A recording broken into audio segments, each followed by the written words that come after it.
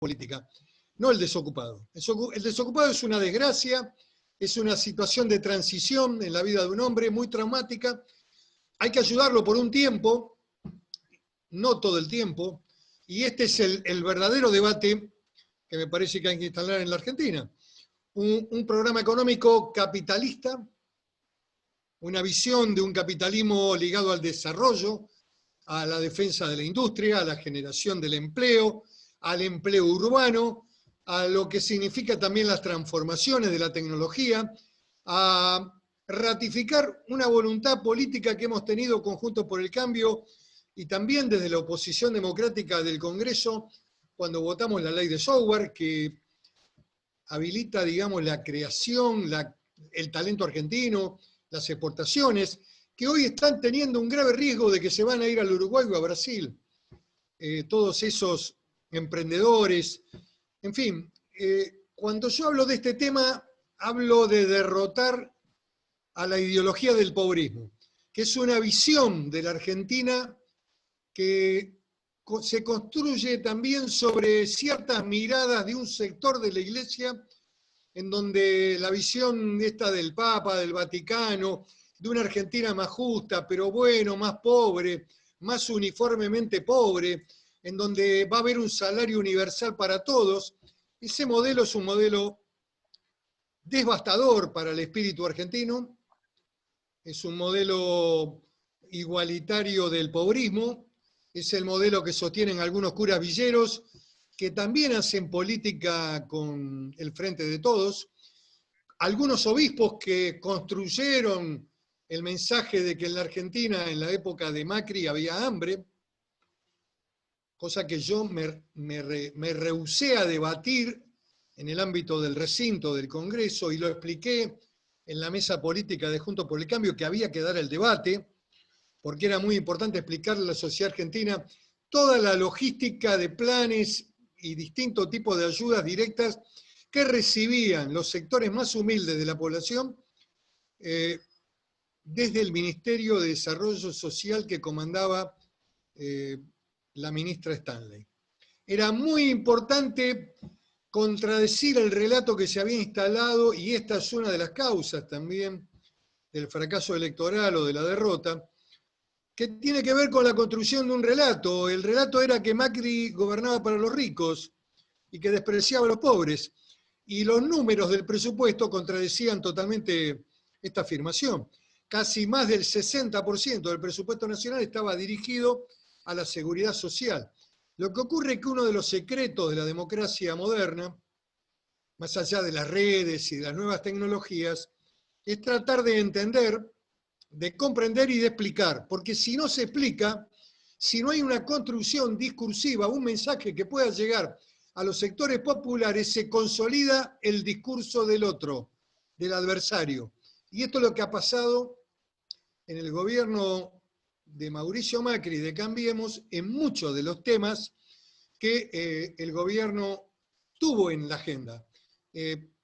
Para nombrarles uno, el problema del endeudamiento, que es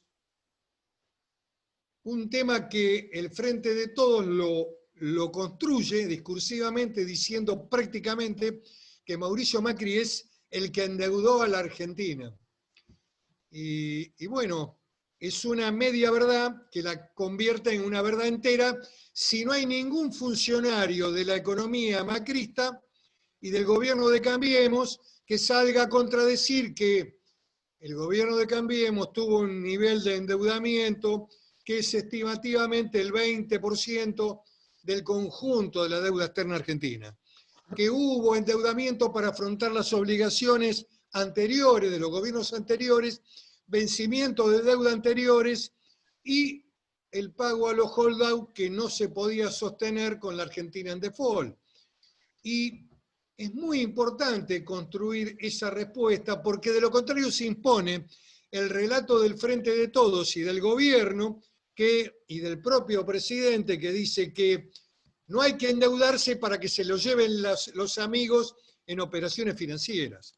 Y cuando uno analiza la lista de los que se llevaron dólares, que hicieron operaciones en dólares y se los llevaron fuera del país en el 2018 en el marco de las dos evaluaciones. Puede haber algún empresario que pueda haber estado vinculado con Cambiemos en términos, digamos, de identificación política, pero la gran mayoría de esos que aparecen en la lista fueron aportantes del Frente de Todos. Algunos empresarios muy connotados, como el caso de la empresa Urquía a través de Acevedo, en fin. No quiero hacer nombres porque después resulta antipático, pero esa lista que publicó Berbisky, que la publicó en El Cohete a la Luna, que es un medio indudablemente opositor a las políticas del Macri, permite vislumbrar claramente que esta construcción discursiva, si no se la contrapone con un discurso, el único que medianamente ha intentado explicar algo de lo que me estoy refiriendo ha sido Hernán Lacunza. Ha salido en 2 oportunidades, tuvo un discurso prudente, pero algunos que ahora han salido a respaldar el acuerdo con los bonistas y que fueron fundamentales en el proceso económico en los primeros 3 años, casi 3 años y medio no abrieron la boca. Y bueno, y el problema de la política es que vos no sos titular de una ONG sueca que hace misiones en el África subsahariana, que cuando termina la misión te retirás a tu casa y no hablas más de los problemas del África. El problema de la política en la Argentina es que vos estás en el poder, tenés que hablar, si te vas al llano y sos opositor, tenés que hablar, porque el silencio no construye nada, muchachos. El silencio convalida y consolida el discurso del adversario. Esto es tan elemental.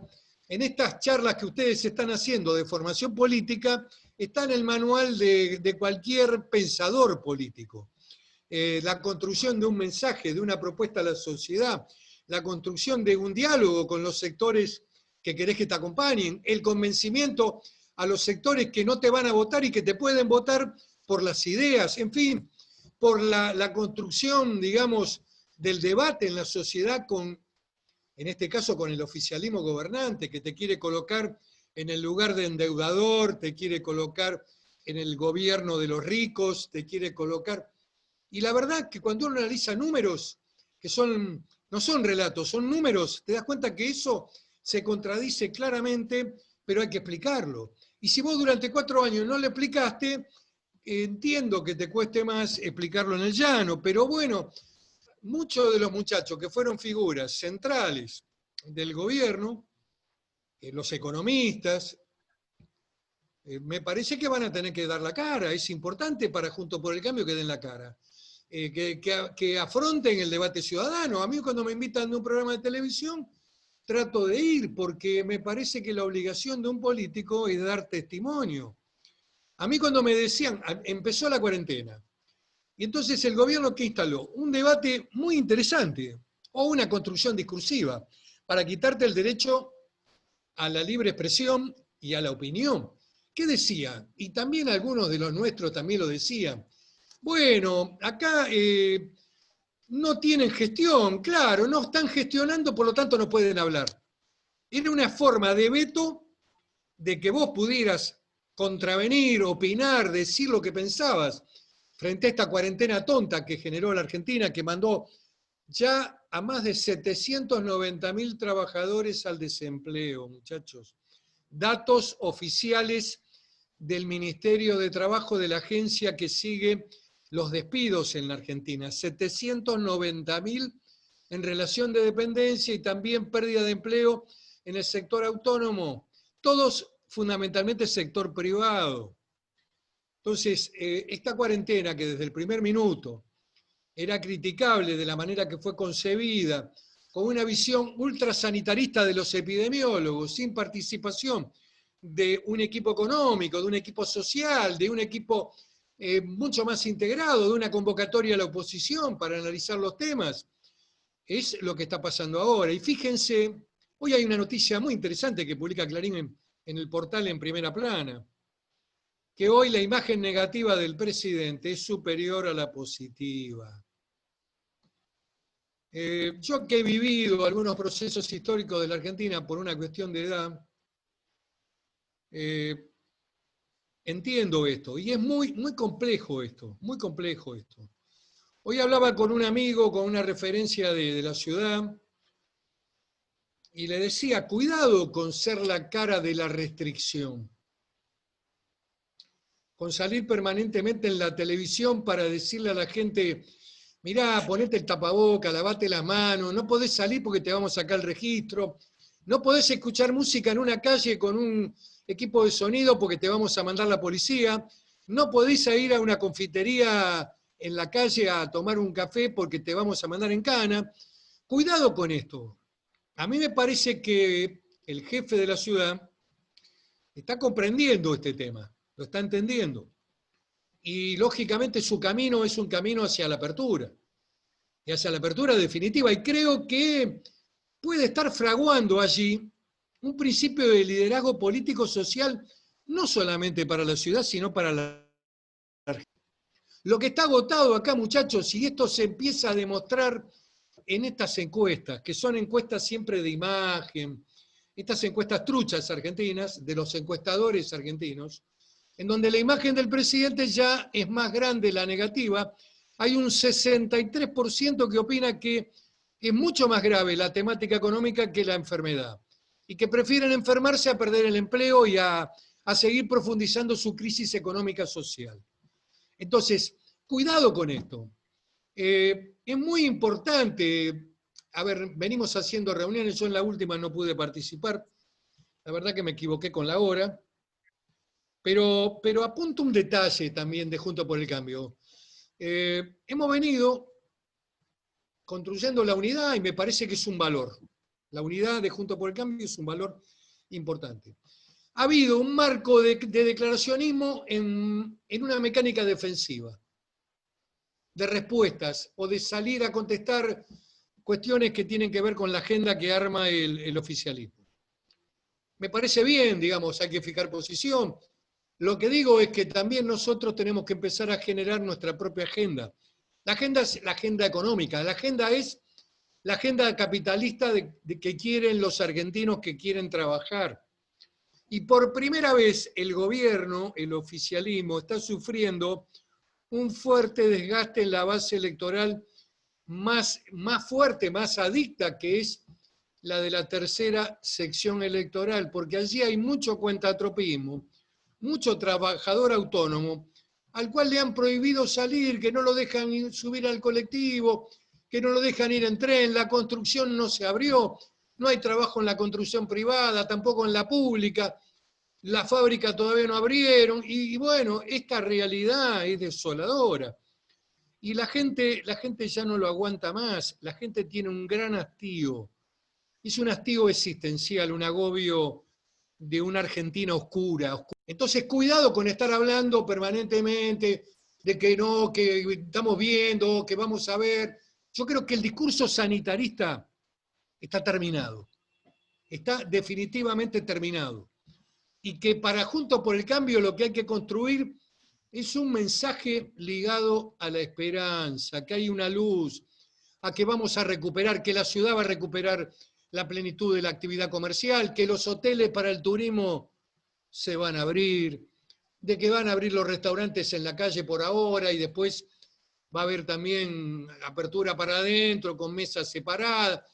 La idea de que hay una esperanza, muchachos. Basta ahora con aparecer el ministro de Salud, que es muy bueno, muy bueno. Quirós es muy bueno, pero basta, basta. Ya lo tienen al doctor Muerte del otro lado, a Goyán lo tienen. Yo le puse doctor Muerte, porque cada vez que sale habla de la muerte y habla del colapso y habla de la tragedia argentina. ¿Y saben qué? Nos ha hecho ganar un montón de votos en toda la costa atlántica, el doctor Muerte. Entonces, Miguel, sí. hace poco en esta línea declaraste, y de uno o dos temas que planteaste, que Argentina hoy parece más un país de África subsahariana y Uruguay Suiza por el manejo de pandemia y por la situación económica. Y hablando de Uruguay, esta comparación, ¿qué representa para vos o qué comentario haces sobre la calle Pou? Bueno, la verdad que es el gobernante que uno quisiera tener.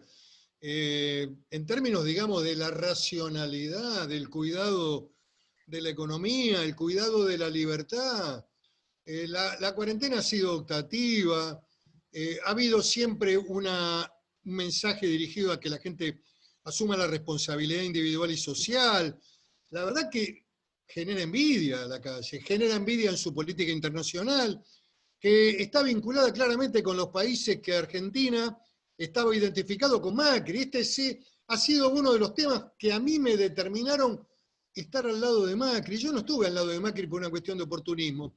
Si me hubiera quedado en el frente de todo diciendo viva Cristina, tendría un lugar, un cargo, a lo mejor en un lugar importante. Sabía además, yo también miraba las encuestas. Cuando acepté ser candidato a vicepresidente, sabía que estábamos abajo. Lo sabía, pero yo tenía confianza que se podía dar vuelta. La tuve todo el tiempo, incluso cuando algunos funcionarios, no voy a dar los nombres, y gente muy cercana se había entregado. Y a vos te consta porque fuimos en muchos lugares con el ministro del Interior, dando pelea en toda la primaria. Nosotros no hicimos política de redes, hicimos política presencial. Vos nos acompañaste también, Lucas. Sí, sí.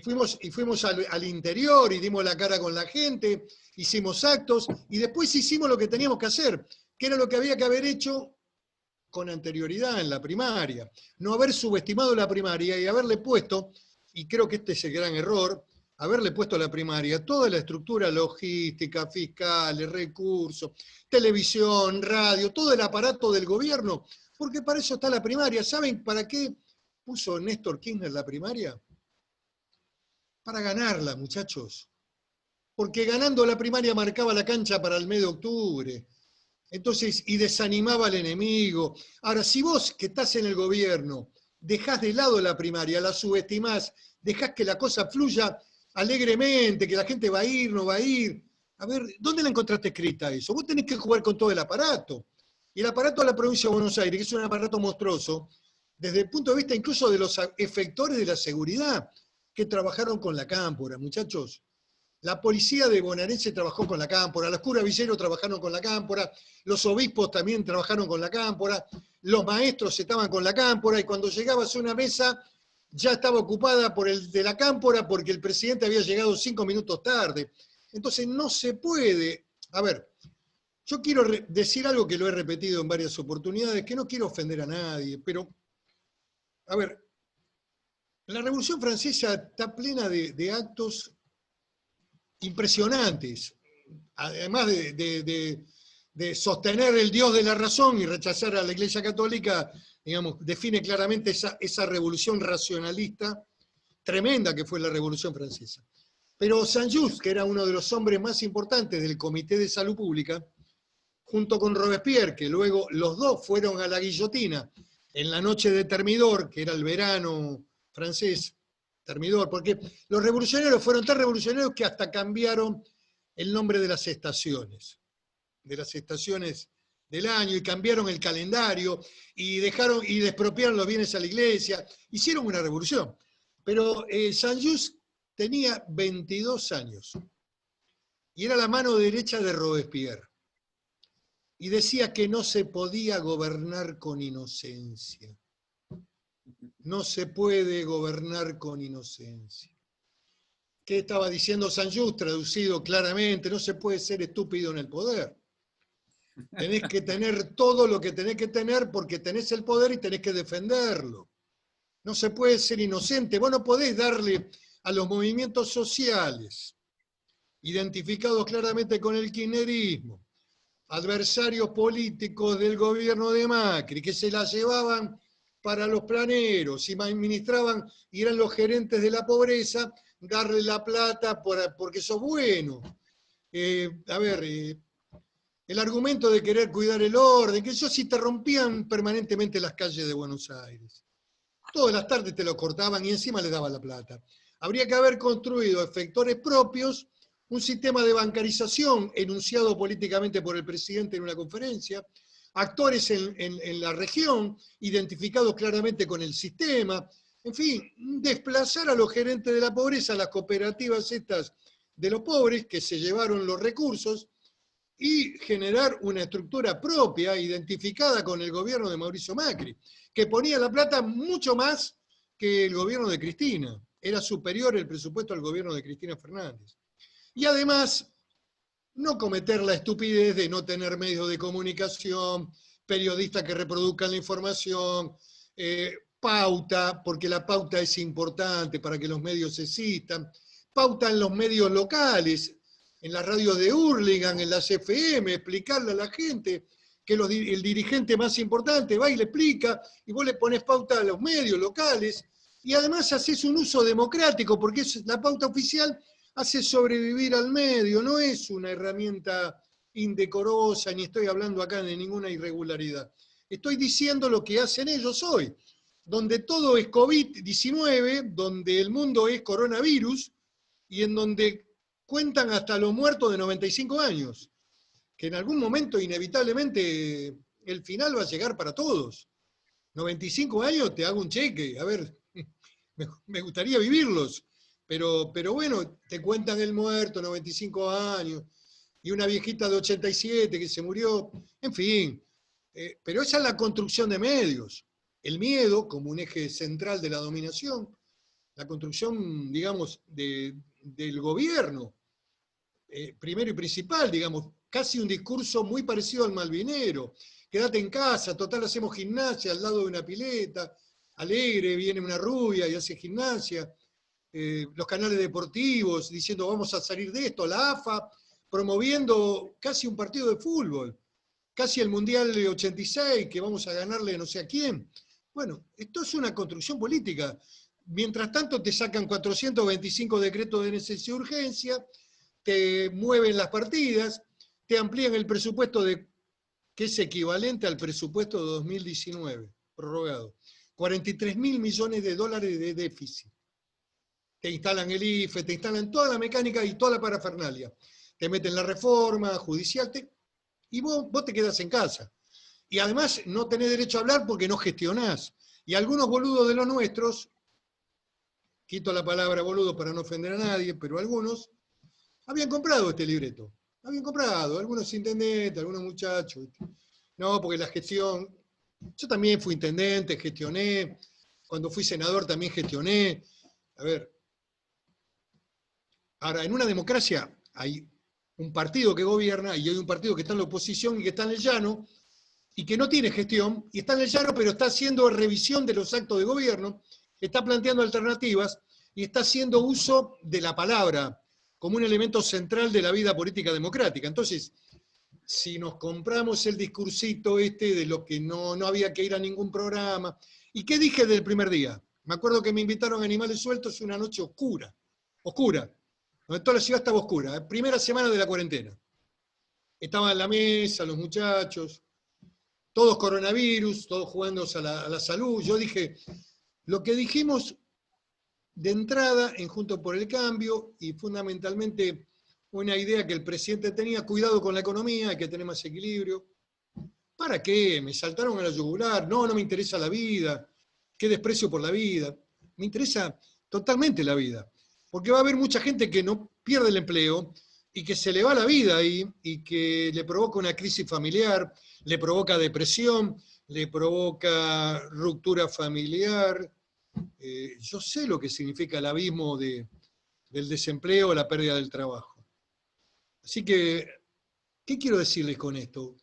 Que uno tiene que dar testimonio en la buena y en la mala.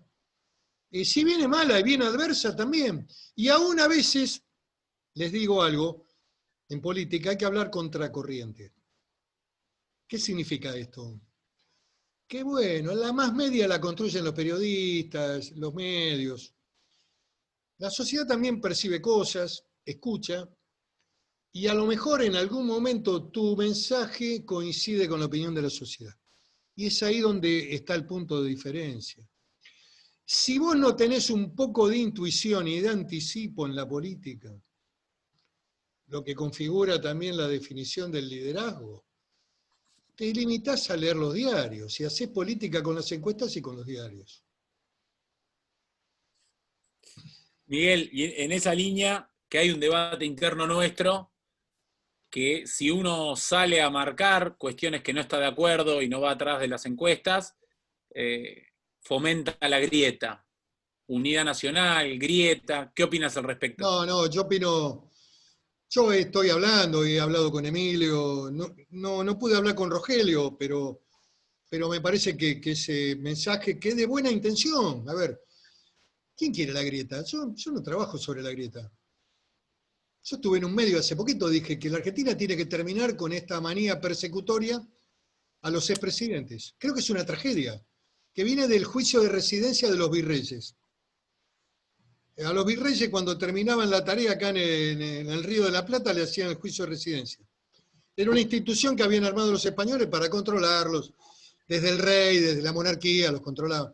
Esta tragedia de que vos asumís como presidente, todo el mundo te aplaude, te hace un reconocimiento, te llevan en un auto de contramano, vas a la Casa Rosada, la gente sale a la calle, y después terminás en el barro de Comodoro Pi, es una tragedia. No estoy justificando la impunidad, pero lo que veo es que en un montón de causas judiciales hay actos de gobierno, hay actos de gobierno. Ahora están construyendo la investigación por la inteligencia, van a tratar de pegarlo a Macri, o la persecución sobre la ruta, qué sé yo. En fin, cada acto que vos tomás es revisado judicialmente y aparecen en los jueces de Comodoro Pi y el fiscal, y esto no permite, la verdad, no permite una construcción digamos, del verdadero debate argentino, hacia dónde tenemos que ir como país. Digamos que es el debate periférico, es el debate de los medios, que han multiplicado su gravitación y que incluso en muchos casos también han llevado error a los gobiernos.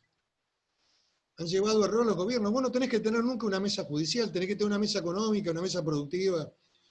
Dejalo al ministro de Justicia.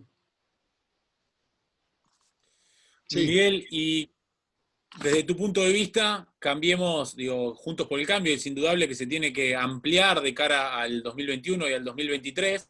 Vos estás construyendo una pata, un peronismo republicano. ¿Qué es el peronismo republicano? Para que nos cuentes. ¿Y qué dirigentes vos creés que pueden ampliar esta base de sustentación que necesitamos para volver a ganar las elecciones y que la Argentina encuentre un proyecto de desarrollo, ¿no? Bueno, a mí me parece que hay que sumar desde el centro al centro derecha del peronismo, de mucha gente que está en el peronismo y que nunca estuvo con el kirchnerismo. Y que ha demostrado además un comportamiento electoral muy potente. Después de haber perdido la primaria, en Córdoba ganamos con el 63% de los votos. Córdoba fue la matanza para el Frente de Todos. ¿Qué quiero decir con esto? De que hay voto peronista ahí, voto del peronismo republicano. En Santa Fe volvimos a ganar después de perder la primaria. También hay voto republicano y se demostró también en la clara identificación de nuestras ideas con relación al tema Vicentín, donde estuvimos del lado correcto de la discusión, oponernos a la estatización de una empresa privada, uno de los resortes más vitales que tiene la economía argentina, que es la agroindustria. Entonces, digamos, vamos encontrando el camino. Y hay que sumar también centro-derecha, no hay que dejar que el centro-derecha se vaya con Gómez Centurión, o con Esper, o con López Murphy, muchachos. Yo tengo respeto por todos, no tengo ningún problema, no quiero pelearme con nadie. Pero bueno, la idea mía es que Juntos por el Cambio se consolide, se amplíe y no se divida en la elección. Porque la elección del 2021, y ojalá podamos sumar a López Murphy, a Gómez Centurión y a Esper, en la construcción de un gran espacio republicano, federal, con peronistas, con liberales, con republicanos, con radicales, incluso hasta con socialistas de Santa Fe, que pueden ser también aliados tácticos. ¿Por qué? Porque en la elección del año 2021 es una elección clave, central para recuperar espacios en la Cámara de Diputados y pasar a tener el control de la Cámara. Estamos muy bien en diputados. Si analizamos las últimas votaciones, vemos que al gobierno le cuesta mucho diputados. Sacó 130 votos en la última votación de la moratoria. 130 contra 123, faltaron 1, 2. Estamos muy cerca. Si hacemos una muy buena elección en el 2021 y recuperamos y hacemos una gran elección en Provincia de Buenos Aires, que para mí configura el verdadero campo de batalla la Provincia de Buenos Aires. Y voy a hacer algunas reflexiones, tampoco sin ofender a nadie, no quiero lastimar a nadie, pero es tan importante la provincia de Buenos Aires, tan trascendente lo que pase en ese territorio que va a definir la configuración de la Cámara de Diputados. El que gane se lleva por el número, un número gravitante para aumentar la mayoría de la Cámara de Diputados. Si ganamos nosotros, pasamos a controlar la Cámara de Diputados. Si gana el Frente de Todos, empiezan a construir los 2/3. Y empieza a construirse una idea que Zaffaroni expresó hace poco tiempo, que es la eventual reforma institucional o de la Constitución. Ideas que están anidando, digamos, en un proceso de consolidación parlamentaria, donde la Cámpora tiene claro un objetivo, que es la mirada del 2023 y la construcción de la candidatura de Máximo. Y lo digo descriptivamente, no estoy haciendo ningún tipo de calificación, pero ellos tienen un proyecto. Ellos tienen claro un proyecto. Tienen el proyecto de pasar a ser una mayoría importante, dominante en la Cámara de Diputados. Ya lo son en el Senado. También el resultado de medio tiempo del 91 puede llegar a definir los 2/3 del Senado. Porque si vos te acercás a una mayoría muy dominante, te acercás al acuerdo de los 2/3. Yo lo viví cuando era diputado nacional en el 93, recién ingresado a la Cámara, cómo salió la declaración de necesidad de la reforma de la Constitución. Menem había ganado en octubre la elección de medio tiempo en el 93, amplió la Cámara de Diputados, consolidó alianzas y en el mes de diciembre se votó la declaración de necesidad de la reforma de la Constitución. Si nosotros hacemos una gran elección en el 2021, que creo que es posible porque los efectos económicos de la Argentina van a ser muy difíciles, aun cuando pueda haber algún repunte en términos de recuperación de algunos sectores, que se le llama efecto rebote, o algunos economistas le ponen otro nombre. Y bueno, y eso les puede servir para poner las estadísticas en el marco electoral. La realidad abajo va a ser muy dura, va a haber mucha gente que perdió el empleo, que ya lo perdió ahora, va a haber muchas pymes que se cerraron, muchos comercios que se han cerrado con esta cuarentena interminable, cerrados para siempre, nunca más van a volver a abrir. Ni los peluqueros van a poder abrir, que tienen la profesión individual. Lo que digo es, sí, es clave el 2021 y es clave que Juntos por el Cambio a nivel nacional, sin vulnerar la autonomía del distrito, pueda construir un diálogo inteligente para poner candidatos muy potentes vinculados con el territorio.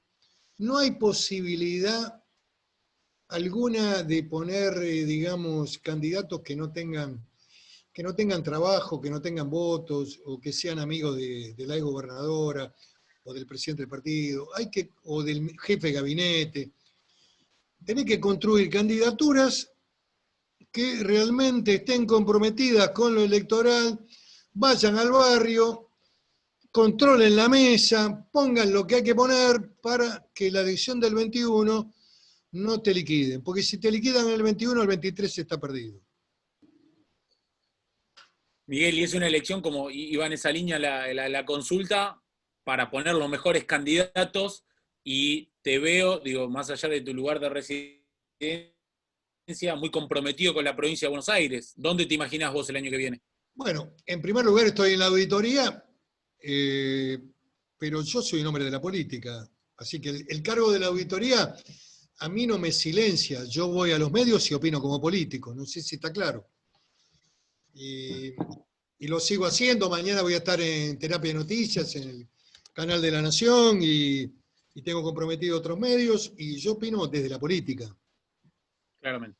Tengo que cumplir con mi tarea de auditor, pero por supuesto que me interesa la política. No quiero anticiparme, no quiero, pero repito, Lucas, la gran batalla electoral, la política nacional se define en la provincia de Buenos Aires. Y ahí es donde todos tenemos que poner el hombro, y si la exgobernadora es la que tiene más imagen y mayor intención de voto, bueno, habrá que ponerla a ella, pero la lista que viene atrás tiene que ser una lista muy potente, de gente con voz, con voto y con trabajo. Y el trabajo es todos los días.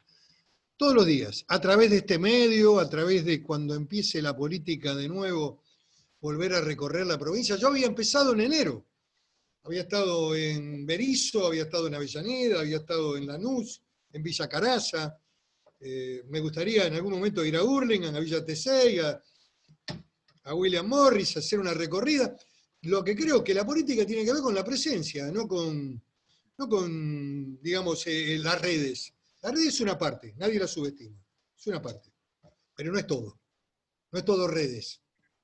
No, sin dudas que no, y el comentario iba a que uno de los problemas fue la falta de relato, otro de los problemas fue subestimar la política tradicional y territorial, y como dirigente bonaerense te digo como que se necesita más referentes como vos para poner sobre la mesa y dar estas discusiones, y muchas veces pareció que no entendíamos el partido que jugábamos, ¿no? Con el control del poder absoluto, como era la ciudad, la provincia, la nación, y bueno, pero hay que mirar para el futuro, para ver cómo construimos. ¿Cómo estás viendo? Sé que hablas con Mauricio, ¿cómo estás viendo el liderazgo de Mauricio? Recién sobrevolaste lo de Horacio, con el radicalismo, ¿tenés diálogo? Yo lo veo a Horacio con una gran oportunidad. Napoleón, hay que leer la historia, siempre. Los que tienen vocación política tienen que leer historia. Y siempre enfocar la historia por el lado, digamos, de la construcción del poder. Napoleón decía que quería generales que tuvieran suerte y audacia. Dos elementos centrales de la vida de un político. La audacia para definir anticipadamente lo que la sociedad va a hacer después. Porque si no juegan los encuestadores, muchachos. La política no es eso. Los encuestadores son analistas, son técnicos que cuentan una historia. A veces se acercan a la verdad, la mayoría de las veces le erran como locos.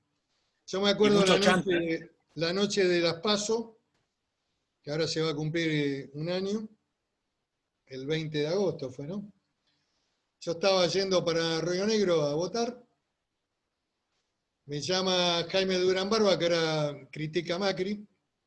Lo que creo que también la ética y el comportamiento ético en política, no estoy hablando del honestismo, el honestismo es una malversación. Estoy hablando de la ética de la política.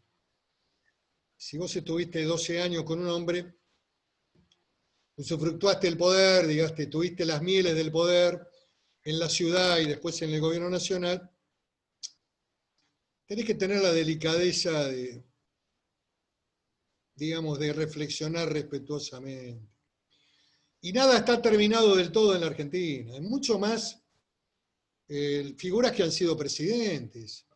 Todos pensábamos hace un año atrás, o muchos pensaban, yo no, porque la conozco, y yo no vi el resultado de la provincia de Buenos Aires del 2017 como una derrota terminal.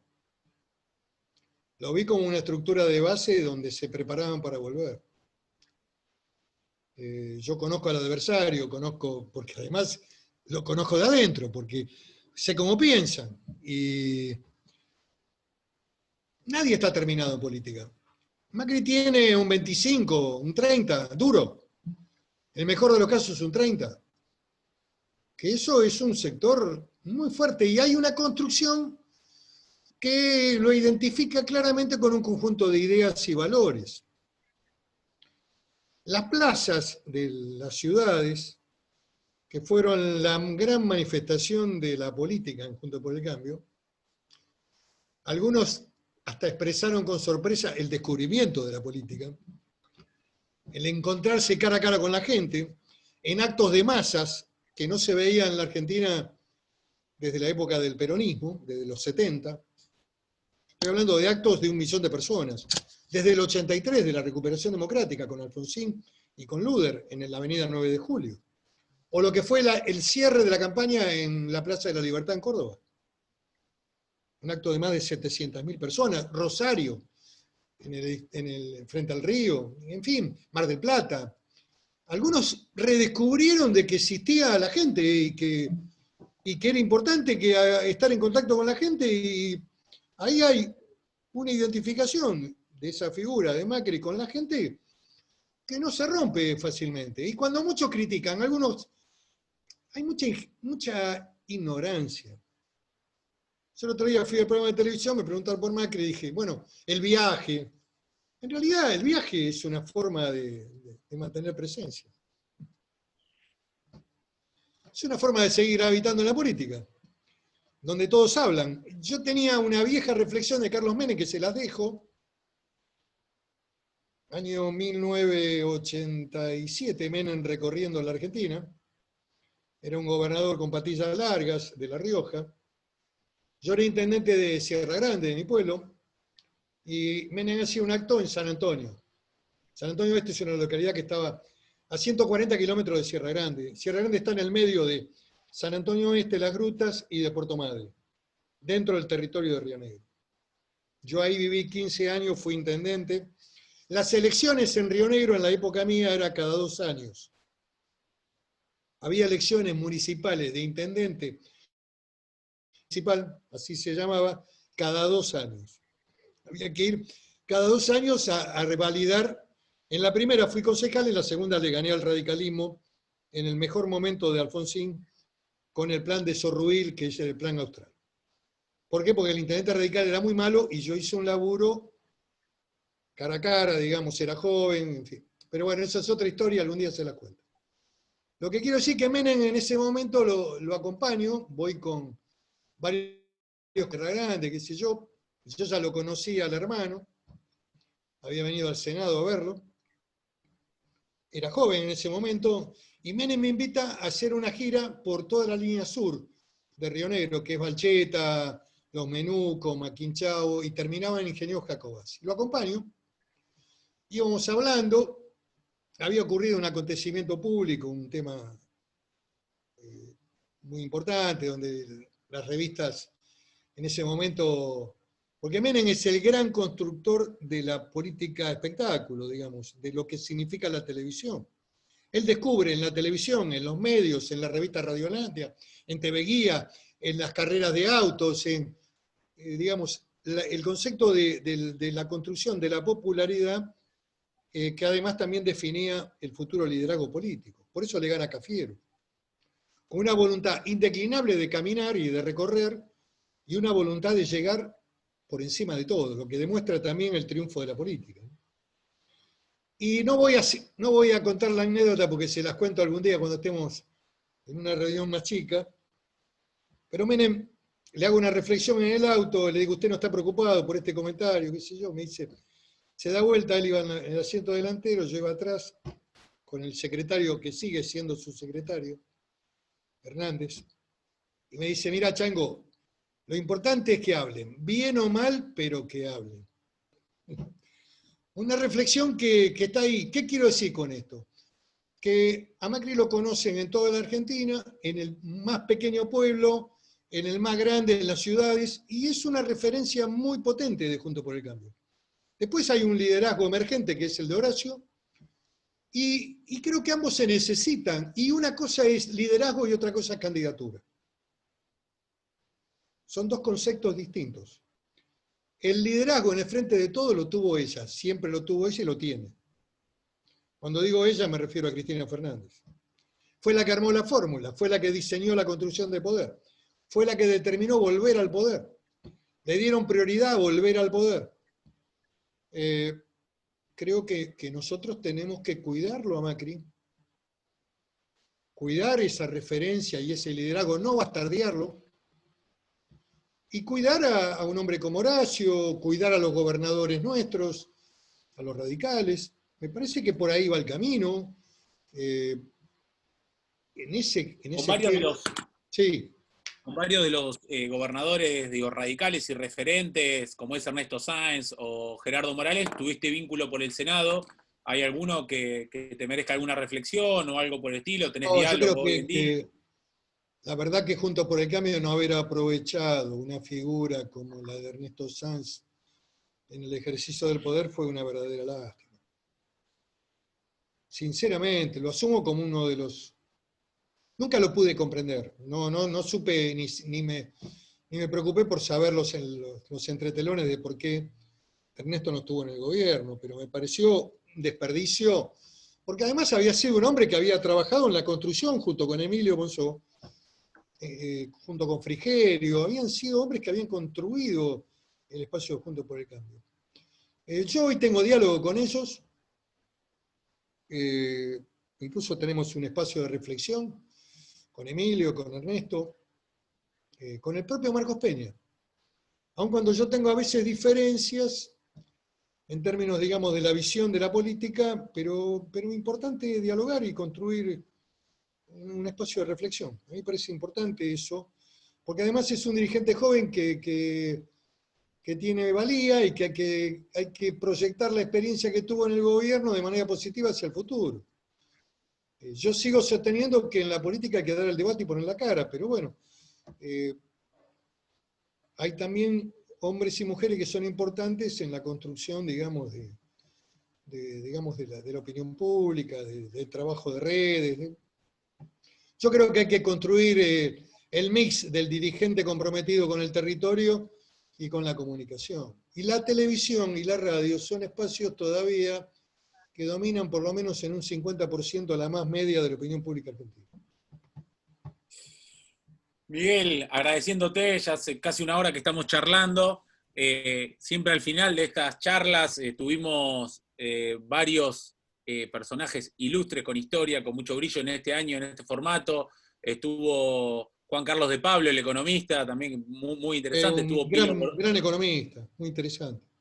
Estuvo Pilo Bordón, estuvimos, bueno, hubo una cantidad de dirigentes, de personalidades que nos ayudan a pensar, a reflexionar y a construir lo que viene, pero al final siempre hago algunas preguntas un poquito más descontracturadas. Miguel Pichetto, ¿mira alguna serie? ¿Se engancha con Netflix? ¿Tiene tiempo para esto? Oh, sí, me gusta Netflix, veo las series policiales, las suecas. Me gusta eso, me gusta la novela policial, Camilleri, Camilleri, Markaris, que es un griego, también la novela policial sueca, Mankell, en fin, ahí ese es un poco mi hobbies. No tengo muchos. Miguel, y había muchos que hacían el Y paralelismo. cuando había gimnasio, iba al gimnasio, nadaba un poco, hacía un poco trataba de mantener la cabeza, pero ahora está todo prohibido. Había una vieja canción de Pedro y Pablo que decía que en la marcha de la bronca porque estaba todo prohibido. Pero bueno, esperemos que en algún momento retomemos la vida. El desafío de vivir. Totalmente. Es ahí donde tenemos que construir, Miguel. Esperemos que pronto podamos recuperar la libertad, que te encontremos caminando con nosotros en Hurlingham, construyendo un proyecto de desarrollo para la provincia de Buenos Aires, para la Argentina. La Argentina necesita tener otro destino y ahí vos vas a ser uno de los protagonistas, así que muchísimas gracias por compartir todas tus ideas, tu visión, que realmente, y hablo en nombre de muchos de los que están participando, concejales, el equipo y dirigentes, creo que nos sentimos muy representados. Te dejo en el cierre, porque tiene que ver con las reflexiones que hice en función, digamos, de la etapa que viene en la Argentina. Hay una frase de Mandela que es muy impactante, que cuando un político toma decisiones, la debe tomar basado en la esperanza y no en el miedo. No en el miedo. El miedo es inmovilizante, el miedo te hace perder. Así que me parece que si Juntos por el Cambio se atreve a avanzar, y especialmente en el escenario público de la ciudad, diferenciándose nítidamente de la agobiante realidad oscura del conurbano bonaerense. Te perdimos, Miguel, se te muteó. A ver, ahí. De Mandela, no sé si... Ahí, no, recién lo último, la última frase nada más. Te escuchamos lo de No, Mandela. digo que si nos atrevemos, que es otra consigna importante, si nos atrevemos, creo que podemos construir el triunfo electoral del año que viene. Yo estoy Lucas, convencido de eso. No. Quedamos en contacto. Y un saludo a todos los que han participado. Gracias. Y la próxima te esperamos con un asado en Hurlingham para escuchar esa anécdota de Menem que no la pudiste compartir por las redes. Te mando un abrazo enorme. Tengo otras muy buenas de Carlos Menem que definen también la visión de un político extraordinario, que también la historia va a reconocer, tiene un gran gobierno un gran primer gobierno, Carlos Menem. Un abrazo grande y a caminar juntos para construir la victoria del 2021 y 2023. Gracias a todos. Saludos. Chao, Lucas, que siga bien, ¿eh? Chao, Santiago. Muchas gracias, Miguel. Hasta luego. Chao, chao.